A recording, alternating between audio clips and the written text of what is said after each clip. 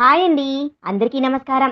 ఈరోజు మనం భార్యాభర్తల రొమాంటిక్ లవ్ స్టోరీ రెండవ భాగంలో ఏం జరిగింది అని తెలుసుకుందాం.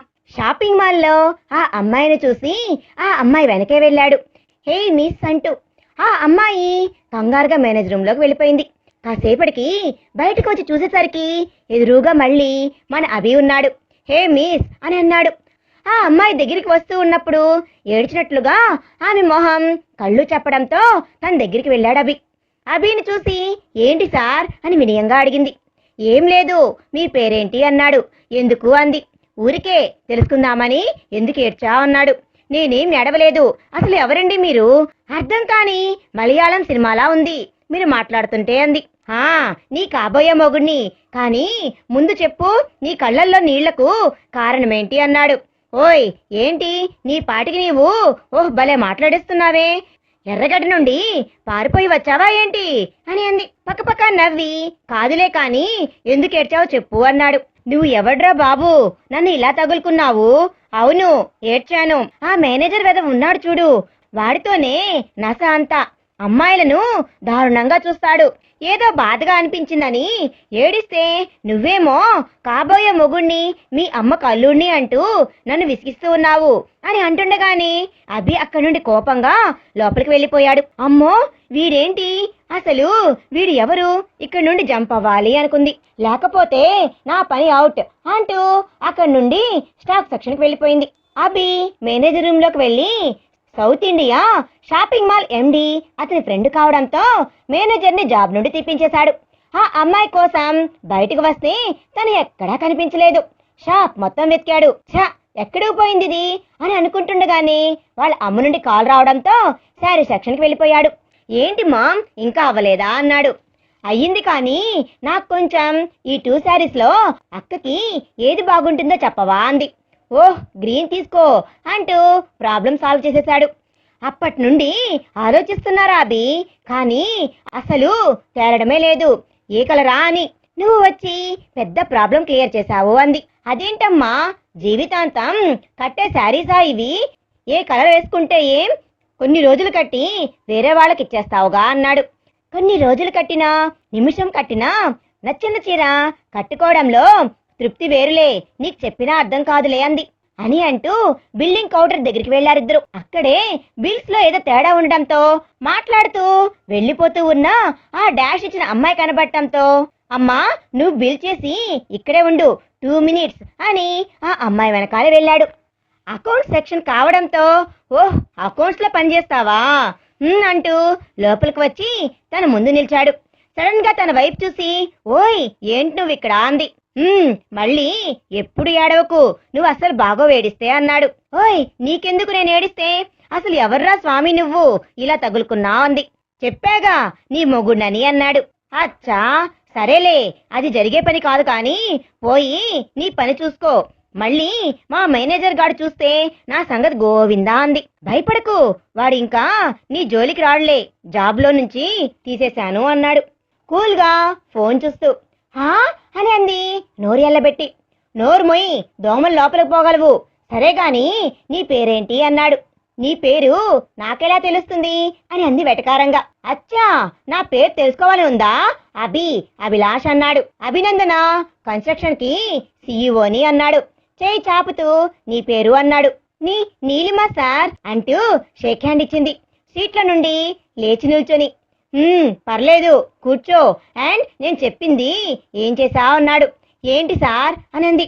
అదే ఎడవనని నాకు ప్రామిస్ చేయమన్నానుగా అన్నాడు. మీరు నాకేమవుతారు, నా గురించి మీకేం తెలుసు అనేలోపు will you marry me miss Neelima అంటూ తన కళ్ళల్లోకి చూశాడు. షాక్ తో నిలబడిపోయింది Neelima. Take your own time, రేపు వస్తాను, సమాధానం చెప్పు అంటూ లేచి వెళ్ళబోతూ వెనక్కి వచ్చి ఆ అందమైన కళ్ళకు కాటుక అందం కాని కన్నీళ్లు కాదు, ఏడ్చి ఆ కళ్ళ అందాన్ని పాడు చేయకు అంటూ వెళ్ళిపోయాడు నవ్వుతూ. అసలు ఏం జరిగిందో అర్థం కాక చైర్లో కూర్చొనిపోయింది నీలిమ. కార్ దగ్గర వెయిట్ చేస్తున్నా వాళ్ళ అమ్మ దగ్గరికి వచ్చి ఇద్దరు బయలుదేరారు. లంచ్ టైం కావడంతో నీలిమ కోసం రమ్య వచ్చి తన ముందు కూర్చొని, హే నీలు, నీకు ఈ విషయం తెలుసా? మన మేనేజర్ గారిని జాబ్లో నుండి పీకేశాడంట మన ఎండి అని అంది బాక్స్ ఓపెన్ చేస్తూ. తెలుసు అని అంది చిన్నగా. తెలుసా? ఎలా అంది. పీకేసింది నా వల్లే కాబట్టి అంది. అదేంటి అని ఆశ్చర్యంగా చూసింది. ఏమోనే రమ్య, అతగాడు ఎవరో వచ్చాడు, మన మేనేజర్ గాడు నన్ను పొద్దున చేసిన దానికి ఏడ్చాను అని వాడిని తీపించేశాడు. ఇక ముందు ఏడవను అని ప్రామిస్ కూడా చేయమన్నాడు. ఎవరు బాస్ మీరు అంటే కాబోయే మొగుణ్ణి అన్నాడే అని అంది. పక్కపక్క నవ్వి, గురుడు మంచి స్పీడ్ మీద ఉన్నాడు అని అంటుండగానే కొరియర్ బాయ్ వచ్చి, మ్యామ్ కొరియర్ అన్నాడు. కొరియరా? నాకా అంటూ ఓపెన్ చేసి చూసి షాక్ అయింది నీలిమ. ఏమైంది, ఏంటి అది అని అడిగిన రమ్యకు కొరియర్లో వచ్చిన బాక్స్ లో ఉన్న తాళం తీసి చూపించింది. అందులో ఉన్న స్లిప్ లో, మన పెళ్లి తాళి నీకు నచ్చిందా? నీ మెడలో ఇది ఇంకా అందంగా ఉంటుంది, ప్రేమతో అభి అని రాసింది లెటర్లో. ఏంటే నీలు ఇది? ఎవరైనా పూలు పంపుతారు, గిఫ్ట్స్ పంపుతారు, ఇతగాడెవరో చాలా సిన్సియర్లా ఉన్నాడు, ఓకే చెప్పేయంది. హే రమ్య, ఏంటి నువ్వు కూడా నా గురించి మొత్తం తెలిసి కూడా మా మామయ్య ఎలాంటి వాడో తెలియదా నీకు? రేపు అతను వస్తే ఇది ఇచ్చేసి ఈ తాళి కోసం ఇంకో అమ్మాయిని చూసుకోండి అని చెప్పాలి. నాకు అలాంటి ఆలోచనలు ఏమీ లేవు, కానీ పద అంటూ బ్యాగ్లో పెట్టి వెళ్ళిపోయింది ఆమె. రాత్రంతా అభి ఆలోచనలు నీలుకి నిద్ర లేకుండా చేశాయి. ఆమె సమస్యలు ఎన్ని ఉన్నా అభి మొహం గుర్తుకు రాగానే అవేమీ ఆమె గుర్తు రానేలేదు. మొదటి పరిచయంలోనే అభి మీద చాలా ప్రేమ వచ్చేసింది. కానీ పరిస్థితిని గుర్తు చేసుకొని అభికి దూరంగా ఉండాలి అనుకుంది. నెక్స్ట్ డే 12కి నీలిమ ఫుల్ వర్క్ లో బిజీగా ఉండగా అభి వచ్చాడు. హాయ్ అంటూ. హలో సార్ అంటూ లేచి నిల్చొని స్మైల్ ఇచ్చింది నీలిమ. అభి అని పిలవచ్చుగా నన్ను అన్నాడు. సార్ అంటూ ఏదో చెప్పబోతుంటే, అబ్బా తల పగిలిపోతుంది, పద కాఫీ డే పక్కనే కదా, కాఫీ తాగుతూ మాట్లాడుకుందాం అని అన్నాడు. నేను వెయిట్ చేస్తూ ఉంటాను, వచ్చే అని అంటూ వెళ్ళాడు కాల్ వస్తే మాట్లాడుతూ. కాసేపటికి రమ్యతో పాటు కాఫీ డేకి వచ్చింది నీలిమ. రమ్య వీళ్ళిద్దరి మధ్యలో ఎందుకు అని వేరే టేబుల్లో కూర్చునుంది. సార్ అని అభి ముందుకు వచ్చి నిలిచి అభి ముందు బాక్స్ పెట్టింది. ఏంటి నచ్చలేదా ఆ డిజైన్ నీకు అన్నాడు. లేదు చాలా బాగుంది, కానీ దానికి నేను అర్హురాల్ని కాదు, ప్లీజ్ అర్థం చేసుకోండి అంటూ వెళ్ళబోతుంటే, హే నీలిమ కూర్చో, మీ ఫ్రెండ్ని కూడా ఇక్కడికే రమ్మని పిలువు అన్నాడు. ఇద్దరు ఉండటంతో కాఫీ వస్తే నీలిమ ఒక్క రమ్యకి ఇంకొక కప్ అభి ముందు పెట్టి తనకు తీసుకోలేదు కాఫీని. హే కాఫీ తీసుకో అన్నాడు. నాకు అలవాట్లేదు, నేను తాగను, నో థ్యాంక్స్ సార్ అంది. హాయ్ నీలిమ ఫ్రెండ్ గారు, నా పేరు అభిలాష్ అంటూ పరిచయం చేసుకున్నాడు. నీలిమ మాత్రం టెన్షన్ గా చుట్టూ చూస్తూ అన్కంఫర్టబుల్ గా ఫీల్ అవుతూ ఉండటం గమనించి, ఇబ్బందిగా ఉందా ఇక్కడ నీకు అని అడిగాడు. హా కాస్త అంటూ సైలెంట్ అయిపోయింది నీలిమ. నీలు నీ సమాధానం నో అయితే నువ్వు నాకు నో అనే చెప్పేదానివి, కానీ నేను నీకు నచ్చాను, కానీ నీ ప్రాబ్లం ఏదో నాకు ఓకే చెప్పకుండా ఆపేస్తుంది. నేను మాటిస్తున్నాను, నీ ప్రాబ్లం ఏదైనా సరే నాకు చెప్పు, నేను ఉన్నాను అంటూ నీలిమ చేయి తన చేతుల్లోకి తీసుకోగానే కంగారుగా అతని చేయి నుండి చేయి విడిపించుకొని, థ్యాంక్స్ సార్ అంటూ అక్కడి నుండి రమ్యని తీసుకుని వెళ్ళిపోయింది మౌనంగా. నీలు ఆ అబ్బాయి చాలా మంచివాడే, అసలు చెప్పకుండానే నీ ఇబ్బందిని నీ భావాలను అన్ని తెలుసుకోగలుగుతున్నాడు, నువ్వు అతన్ని పెళ్లి చేసుకుంటే చాలా సంతోషంగా ఉంటావు అని అంది రమ్య. కానీ నాకు అతను ప్రాణాలతో ఉండటం ముఖ్యం, నేను అతనికి ఎంత దూరంగా ఉంటే అంత మంచిది, ప్లీజ్ రమ్య అతను ఇంకోసారి ఇక్కడికి వస్తే నన్ను కలవకుండా చూడే అంది. ఎందుకు అంది. ఎందుకు అంటే మనసులో ఉన్న భావాలను కూడా చదివేయగలడు అతను, అందుకే అంది. ఇటు రామకృష్ణాపురం సాక్షి ఇంట్లో పెళ్లి చూపులు. అబ్బాయి అమ్మాయితో ఒంటరిగా మాట్లాడాలని వచ్చాడు. హే హాయ్ సాక్షి, నాతో ఫ్రీగా ఉండు, ఏంటి తలదింపేసి కూర్చునున్నావు, నేను నీకు నచ్చలేదా అని అడిగాడు మురళి. సైలెంట్ గా ఉండటంతో మళ్ళీ అతనే, నీకు నచ్చినా నచ్చకపోయినా పర్వాలేదు, మీ నాన్నకు నేను నచ్చాను, ఈ పెళ్లి ఫిక్స్ అయిపో, అండ్ ఇలా నిన్ను కలవడం ఎందుకంటే అంటూ దగ్గరికి రాబోయే లోపు పక్కనే ఉన్న ఫ్రూట్ కత్తిని సాక్షి చూపించడంతో ఆగిపోయాడు అతను. ఇప్పుడు తప్పించుకున్నావు, పెళ్లి నాతోనేగా, ఎక్కడికి పోతావు నువ్వు అంటూ అక్కడి నుండి కోపంగా వెళ్ళిపోయాడు. సాక్షి చేతిలో ఉన్న కత్తిని పక్కన పెట్టి ఏడుస్తూ అక్కడే కూర్చొనిపోయింది. బయట ఉన్న బంధువులందరూ పెళ్లి ఫిక్స్ చేసి తాంబూలాలు మార్చేసుకొని పెళ్లికి ముహూర్తం ఇంకా 15 రోజుల్లో ఫిక్స్ చేశారు. లోపలే వాళ్ళ అమ్మ ఫోటో దగ్గరే కూర్చొని మౌనంగా రోధిస్తూ ఉండిపోయింది సాక్షి. ఇక్కడ హైదరాబాద్ లో అభి అభి లేరా, గుడికి వెళ్ళాలి అంది. అమ్మా, ఇంత పొద్దున్నేనా? ఎందుకమ్మా ఊరికే దేవుణ్ణి డిస్టర్బ్ చేస్తున్నా అన్నాడు. పక్కపక్క నవ్వి, నువ్వు మారవురా, పదా, ఇవాళ వైకుంఠ ఏకాదశి, పదా అంటూ 5 గంటలకే అంతా గుడికి చేరుకున్నారు. అభి, సరస్వతి విశ్వనాథ్ గారు. చాలా మంది ఉండటంతో విఐపి గేట్ ద్వారా లోపలికి వెళ్లి వీళ్ళు దర్శనం చేసుకుని వచ్చారు. ప్రసాదం తీసుకొని రమ్మని అభి వచ్చేసరికి ఆ కౌంటర్ దగ్గరే లంగావోణితో లూజ్ గా అలిన జడకి నిండుగా పూలు పెట్టుకొని, చేతికి మట్టి గాజులు, కళ్ళకు కాటుక, నుదుడున చిన్న బింది, దాని కింద అందంగా దిద్దిన కుంకుమతో అక్కడే కూర్చొని ప్రసాదం పొట్లాలు కట్టి అందిస్తూ ఉంది నీలిమ. హే, ఇక్కడ ఏం చేస్తున్నావు అని అభి నీలిమని అడిగేసరికి కనురెప్పలు ఆడిస్తూ అయోమయంగా మొహం పెట్టి పక్కన ఎవరైనా ఉన్నారేమో అని చూస్తూ సేవకు వచ్చానండి అని చెప్పింది. ఓహో అలాగా, సరే గాని దర్శనం అయిపోయిందా అన్నాడు. హా, తెల్లవారుజామున 3 గంటలకల్లా అయిపోయింది అంది. అంత పొద్దున్నే వచ్చావా అనగానే అక్కడ ప్రసాదాలిచ్చే అవ్వ పొద్దునే రావడం ఏంటి, ఆ అమ్మాయి రాత్రి నుండి గుడిలోనే ఉండి గుడి శుభ్రం చేసి పూలమాలలు కట్టి ప్రసాదాలు తయారు చేసింది బాబు. ఏమ్మా, మీకు కావాల్సిన వారా అని ఆ అమ్మాయిని అడిగేసరికి అమాయకంగా ఫేస్ పెట్టి నిలబడి అభిని చూస్తుంది. కావాల్సిన వాణ్ణి కాదు బామ్మ, కాబోయేవాణ్ణి అని నవ్వుతూ చెప్పడంతో నీలిమ కంగారుగా బామ్మ వైపు చూసింది. అవునా బాబు, చక్కనమ్మాయి, బాగా చూసుకో. నీళ్ళు నేను వెళ్ళి కవర్లు తెస్తాను, అబ్బాయి కొంచెం ప్రసాదం ఎక్కువ పెట్టి పంపు అని పక్కకు వెళ్ళిపోయింది ఆమె. మీరు అలా ఎందుకు చెప్పారు అభి గారు అంది. నిజమే కదా చెప్పాను. అవును, ఏంటి ఇంత ముద్దుగా ఉన్నావు? తాళి కూడా రెడీగా ఉంది, దేవుడి గుడిలో ఉన్నాం. నువ్వు అని అన్నావంటే మా అమ్మా నాన్న కూడా ఇక్కడే ఉన్నారు, తాళి కట్టేస్తాను అనగానే కంగారుగా చుట్టూ చూసింది ఆమె. ప్రసాదం కోసం వేరే వాళ్ళు రావడంతో కంగారుగా ప్లీజ్ అభి గారు వెళ్ళండి అని ప్రసాదం చేతిలో పెట్టడంతో తన చేయి పట్టుకొని ఒక్కసారి పట్టుకోవే, జీవితం మొత్తం నీ చేయి వదలను అంటూ చెప్పి పక్కకు వెళ్ళిపోయాడు నవ్వుతూ. అతను వెళ్ళిన వైపే చూస్తూ వేరే వాళ్ళు పిలవడంతో వారికి ప్రసాదం అందిస్తూ ఉంది నీలిమ. ఇక్కడ షాపింగ్ మాల్ కు వచ్చి పెళ్లి బట్టలు చూస్తూ ఉన్నారు సాక్షి, మురళి వాళ్ళ కుటుంబ సభ్యులు. సాక్షికి పెళ్లి ఇష్టం లేదు, మురళి అంటే అసలు ఇష్టమే లేదు. అసలు తన జీవితంలో ఏం జరుగుతుంది అని అర్థం కాక వస్తున్న కళ్ళల్లో నీళ్లు ఆపుకుంటూ ఇష్టం లేని ఆ మురళి చూపుల నుండి, చేతుల నుండి కాపాడుకుంటూ తల దింపుకొని కూర్చొని ఉంది. పెళ్లి కూతురు ఎవరమ్మా అని సేల్స్ మ్యాన్ అడగడంతో ఇదిగో ఈ అమ్మాయికి తగ్గట్లు మంచి మంచి కలర్స్ తో శారీస్ ని చూపించండి అంటూ మురళి అమ్మగారు చెప్తున్నారు. చీరలు వేస్తుంటే ఇది బాగుందా అది బాగుందా అంటూ అడుగుతూ సాక్షికి నచ్చిన చీర ఆమె బాగోలేదు అని చివరికి సాక్షికి ఇష్టం లేని చీరలు మురళి అమ్మగారికి నచ్చినవి తీసుకుంటూ ఉన్నారు.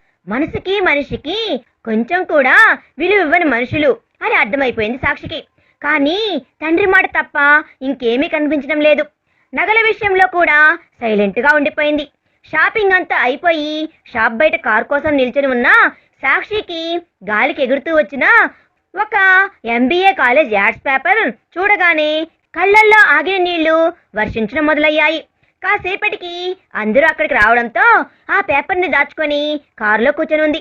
మురళి మాత్రం తన చూపులతో చేష్టలతో విసిగిస్తూనే ఉన్నాడు. ఊరికి చేరి వాళ్ళ బామ్మ గదిలోకి వెళ్లి బామ్మ ఒడిలో తలపెట్టుకొని ఏడ్చేసింది. బామ్మ కంగారుగా ఏమైందమ్మా అని అడగగానే మురళి గురించి వాళ్ళ అమ్మగారు షాపింగ్ లో చేసిందంతా చెప్పి, బామ్మ మా అమ్మ ఉంటే నాకు ఇప్పుడు ఈ పరిస్థితి వచ్చేదే కాదు కదా, ఆ మురళిని చూస్తేనే భయంగా ఉంది బామ్మ అంటూ పెద్దగా ఏడ్చేసింది. బామ్మగారు కూడా జరిగేది చూడటం తప్ప చేసేది ఏమీ లేక సాక్షిని ఓదారుస్తూ ఉంది. పెళ్లి కార్డులు ప్రింట్ అవడంతో రఘురామయ్య గారు పట్నంలో ఉన్న చెల్లెలు వరసయ్యే సరస్వతి గారి ఇంటికి వచ్చారు కార్డుతో. సరస్వతి సంతోషంగా పలకరించి పెళ్లికి తప్పకుండా కుటుంబం మొత్తం వస్తాం అని చెప్పింది. రమ్య రమ్య అంటూ రమ్య దగ్గరికి వచ్చింది నీలిమ. ఏంటే నీలు, ఏమైంది అంది. ఏం లేదే, ఊరికే బోర్గా అనిపించింది వచ్చాను. అవును, స్టాక్ సరితం అయిపోయిందా అంది. అది సరే, ఏంటి విషయం, నిన్ను గమనిస్తూనే ఉన్నాను, ఏం జరిగింది? ఎవరినైనా మిస్ అవుతున్నావా అంటూనే ముందు రోజు రమ్యకి అభి ఫోన్ నంబర్ ఇవ్వడం గుర్తుకు వచ్చి నీలో మాటలు వినాలి అని అభికి సైలెంట్ గా ఫోన్ చేసి పెట్టేసింది. అభి ఫోన్ లిఫ్ట్ చేసి వాళ్ళ మాటలు వింటూ ఉన్నాడు. చెప్పు నీలు, ఎవరినైనా మిస్ అవుతున్నావా అంది. నీ ఫ్రెండ్ ని నాకు అన్ని చెప్తావు కదా, ఏం జరిగింది అంది. రమ్య అది అంది. అభిలాష్ గారిని నేను చాలా మిస్ అవుతున్నాను. కానీ ఆయన పక్కన ఉంటే ధైర్యంగా అనిపిస్తుంది. కానీ మామయ్య సంగతి వేరే చెప్పక్కర్లేదు. నేనే తన పెళ్ళాన్ని అని కూర్చున్నాడు. అమ్మా నాన్న పోయాక అన్నీ నాకు మామయ్యే చూసుకున్నాడు. ఆయనకు ఎలా చెప్పాలి ఈ విషయం తెలియలేదు. కానీ మనసు మాట వింటే మాత్రం అభిలాష్ కావాలి అనిపిస్తుంది. ఇది నేను ఇక్కడే వదిలేసి అన్నీ మర్చిపోతే బాగుండు. అసలు ఎందుకు వచ్చాడే వాడు నా లైఫ్లోకి? ఎన్నో జన్మల బంధంలా నా గుండెల్లో ఎందుకు అంత చోటు సంపాదించాడు? నన్ను ఎందుకు అతను ఇంత గందరగోళమైన పరిస్థితికి నన్ను తెచ్చాడు? లేదు, ఇదంతా వదిలేయాలి. అభి మీద ప్రేమని చంపేసుకోవాలి. రమ్య, నీకు చెప్పాక నాకు కొంచెం రిలీఫ్గా ఉంది. ఎలా అయినా సరే నేను అభిలాష్ని మర్చిపోవాలి. ఏదో ఒక పనిలో బిజీ అవ్వాలి. మామయ్యకు తెలిస్తే చాలా కష్టం అంటూ కళ్ళల్లో వస్తున్న నీళ్ళని తుడుచుకొని అక్కడి నుండి తన సీట్లోకి వెళ్ళిపోయింది. నీళ్లు వెళ్ళాక రమ్య ఫోన్ తీసుకొని అభిలాష్ గారు ఉన్నారా లైన్లో అంది. థ్యాంక్స్ రమ్య, కాస్త తనని నేను చెప్పిన చోటకు ఎలా అయినా తీసుకొని రావా ప్లీజ్ అన్నాడు. ట్రై చేస్తాను, కానీ నమ్మకంగా చెప్పలేను అంది. అంటూ కాల్ కట్ చేసి వాల్ పేపర్ గా ఉన్న నీలిమ ఫోటోకి ముద్దు పెట్టాడు అభి. రమ్య ఎక్కడికి అంది. అది మా ఫ్రెండ్ వాళ్ళ ఇంటికి అర్జెంటుగా వెళ్ళాలి. వాళ్ళ అమ్మగారికి బాగోలేదంట. ఆమెను పలకరించి మనం ఇంటికి వెళ్ళిపోదాం. అయినా మీ మామయ్య ఊర్లో లేడు కదా, కంగారెందుకు అంది. సరే పదా అంటూ ఊరికి దూరంగా ఉన్న ఒక ఇంటికి చేరారు. ఇల్లు చిన్నగా ఉన్న కాంపౌండ్ చాలా పెద్దదిగా ఉంది. గేట్ ఓపెన్ చేసి లోపలికి వెళ్లారు. చాలా రకాల మొక్కలు ఊరికి దూరంగా ఉండడంతో వెహికల్ శబ్దాలు కూడా ఏవీ లేకుండా చాలా ప్రశాంతంగా ఉంది. నీలు మనసుకు అనుకోని ప్రశాంతత లభించింది. నీలు, నువ్వు ఇక్కడే ఉండు, నేను లోపలికి వెళ్ళి చూసొస్తాను అని అనగానే అక్కడే ఉన్న చైర్లో కూర్చొని ప్రశాంతంగా తల వెనక్కి వాల్చింది. కాసేపటికి తన నుడి మీద ఎవరో ముద్దు పెట్టినట్లు అనిపించింది. కళ్ళు తెరిచి చూసింది నీలు. అభిలాష్ గారు, మీరేంటి ఇక్కడ? రమ్య రమ్య రమ్య ఏది అని అంటుండగానే అభి తన ముందుకు వచ్చి తన మోకాళ్ళపై పడుకున్నాడు. ప్లీజ్ నీలు, ప్లీజ్ రిలాక్స్ అవ్వు. ఇక్కడ ఎవ్వరు నిన్ను చూడరు. నిన్ను నన్ను ఎవ్వరు డిస్టర్బ్ కూడా చేయరు. ప్లీజ్ నీలు, కాసేపు నీ ఒడిలో నన్ను ఉండని అంటూ తల వాల్చాడు అభి. అభిని అలా చూడగానే అప్రయత్నంగానే నీలు తన వేళ్లతో అభి జుట్టు నిమురుతూ ఏం జరిగింది అభిలాష్ గారు అంది.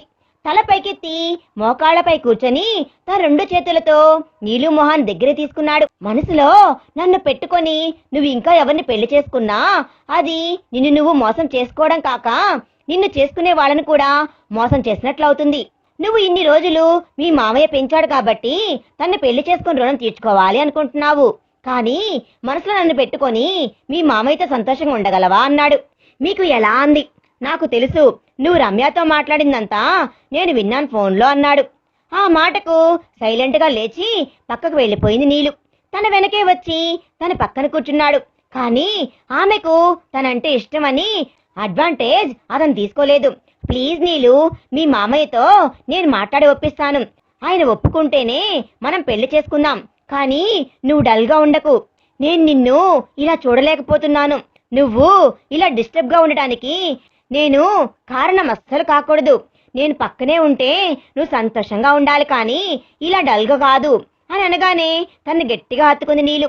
ప్లీజ్ అభి, ప్లీజ్ మామయ్యతో త్వరగా మాట్లాడు అంటూ నవ్వుతూ ఆమెను తన బాహువుల్లో దాచి కళ్ళతోనే ఇంటి నుండి బయటకు వస్తున్న రమ్యకు థ్యాంక్స్ చెప్పాడు. 10 రోజుల తర్వాత అక్కడ సాక్షి పెళ్లి పనులు జోరందుకున్నాయి. పెళ్లి హడావుడంతా ఇంట్లో ఉంది, కానీ తన మొహంలో ఎలాంటి పెళ్లి సంతోషమే కనబడలేదు. వచ్చిన బంధువులకు కూడా. బంధువులు అనే కంటే రాబంధువులు అనేది నయమో ఏమో. సాక్షి ఆలోచన ఒకలా ఉంటే సాక్షి డల్గా ఉండటం చూసి ఎవరినో ప్రేమించినట్లుంది. అందుకే పెళ్లి ఇష్టం లేనట్లుగా ఉంది. మొహంలో పెళ్లి కల కూడా లేనే లేదు అని చెప్పుకోసాగారు అందరూ. ఇది ఆ నోట ఈ నోట పెళ్లి కొడుకు తరపు వాళ్ళకి పెళ్లికి ముందు రోజు తెలిసింది. వాళ్ళు రఘురామయ్య గారు నిలదీయడంతో సాక్షిని పిలిపించారు. ఎప్పుడు లేనిది తండ్రి పిలవడంతో సంతోషంగా తండ్రి గదికి వెళ్ళింది సాక్షి. కానీ అందరూ అక్కడ సీరియస్ గా ఉండటం చూసి విషయం ఏమిటో అర్థం కాక డోర్ దగ్గర నుండే పిలిచారంట కదా నాన్నగారు అని అన్నది తల వంచుకొని. నువ్వు ఎవరినైనా ప్రేమిస్తున్నావా? నీకు ఈ పెళ్లి ఇష్టం లేదా అని అడిగారు కోపంగా. లేదు నాన్నగారు, నేనెవ్వరిని ప్రేమించలేదు అన్నది కళ్ళల్లో నీళ్లతో. మరి పెళ్లి ఇష్టం లేనట్లు ఆ మొహం ఏంటి అని అడిగారు మురళి వాళ్ళ అమ్మగారు కోపంగా ఎరుపెక్కిన కళ్ళతో. క్షమించండి, కానీ నేను పుట్టినరోజు నుండి నా ప్రపంచం ఈ ఇల్లు, మా నాన్న, మా బామ్మ వాళ్ళు, అంతకు తప్ప వేరే లోకం తెలియని దాన్ని. అందుకే అందరికీ దూరంగా వెళ్తున్నాను అనే బాధ తప్ప ఇంకేమీ లేదు నాన్నగారు అంది. ఏమ్మా, పెళ్లి కాకముందే అమ్మాయి నన్ను మాట్లాడుతున్నారు? నువ్వు సాటి ఆడదానివే కదా, ఆ వయసు దాటి వచ్చిన దానివే కదా. నువ్వు పెళ్ళవుతున్న సమయంలో కన్నవాళ్ళకి దూరం అవుతున్నానని బాధపడే ఉంటావు కదా. ఆ అమ్మాయిని అనరాని మాటలంటున్నావే. రఘురామయ్య గారి అమ్మాయి బంగారం, కానీ మిమ్మల్ని చూస్తుంటేనే మా పిల్లని మీ ఇంటికి పంపాలి అంటే భయంగా ఉంది. ఏం రఘురామ్ గారు, తల్లి లేని మన బంగారు తల్లి, ఈవిడ తల్లి లేని లోటు తీర్చాలి గాని సాధించకూడదు. ఇప్పటికీ మించిపోయింది ఏమీ లేదు, ఈ సంబంధం మనకు వద్దు అన్నారు. ఆహా, ఇక్కడేదో మేం మీకు తక్కువ కనిపిస్తున్నట్లు, మా సంబంధం తప్ప ఇప్పుడు మీకు వేరే దారే లేదు. పెళ్లి ముందు రోజు పెళ్లి ఆగిపోతే దానికి పెళ్లి ఎలా జరుగుతుందో మేము చూస్తాం అని మురళి అమ్మగారు లేచారు. పదండి పదండి, ఈ పెళ్లి ఎలా జరుగుతుందో నేను చూస్తాను అంటూ లేచి వెళ్ళిపోతుంటే, ఆగండమ్మా అంటూ విశ్వనాథ్ గారు పిలిచారు. రఘురామయ్య గారు చాలా సహాయం చేసిన వారు విశ్వనాథ్ గారు. అందుకే ఆ అభిమానంతో 2 రోజుల ముందే పెళ్లికి వచ్చారు. ఏంటి కాళ్ళబేరమా అన్నది మురళి వాళ్ళ తల్లి. లేదు, కళ్ళు తెరిపించే పని అన్నాడు. హా, అభి ఆ అమ్మాయిని తీసుకొనిరా అనగానే అభిలాష్ ఒక అమ్మాయితో లోపలికి వచ్చాడు. ఆ అమ్మాయిని చూడగానే రాధిక అంటూ చూస్తూ ఉండిపోయాడు మురళి. ఏం పెళ్లి కొడుకా, నీ భార్యను నీకు పరిచయం చేయాల్సిన అవసరమే లేదనుకుంటాను అని అన్నాడు విశ్వనాథ్. ఏంటి ఇది కొత్త నాటకమా అన్నది మురళి తల్లి. అన్ని ఫొటోస్తో మ్యారేజ్ సర్టిఫికేట్ చూపించడంతో నోరు మూసింది మురళి తల్లి. ఏమ్మా ఇవి చాలా, ఇంకా పోలీసులు పిలిపించి నీకు పోలీస్ స్టేషన్లో పెళ్లి జరిపించమంటావా అని అన్నాడు కోపంగా. ఇంతలో జరిగేది అర్థమయ్యి రాధిక నన్ను క్షమించు ప్లీజ్ అంటూ అక్కడి నుండి బయలుదేరారు. రఘురామయ్య గారు దిగులుగా కూర్చొని ఉండటం చూసి విశ్వనాథ్ గారు, రఘు నీకు అభ్యంతరం లేకపోతే సాక్షిని నా ఇంటిని కోడలుగా పంపిస్తావా అని అడగడంతో సాక్షి అభి షాక్ అయిపోయారు. మరి సాక్షి పెళ్లి అభితో జరుగుతుందా అనేది మనం నెక్స్ట్ పార్ట్లో తెలుసుకుందాం. ఈ వీడియో కనుక మీకు నచ్చినట్లయితే ప్లీజ్ లైక్ చేయండి. మీ విలువైన అభిప్రాయాన్ని కామెంట్ రూపంలో తప్పకుండా తెలియజేయండి. Thanks for watching.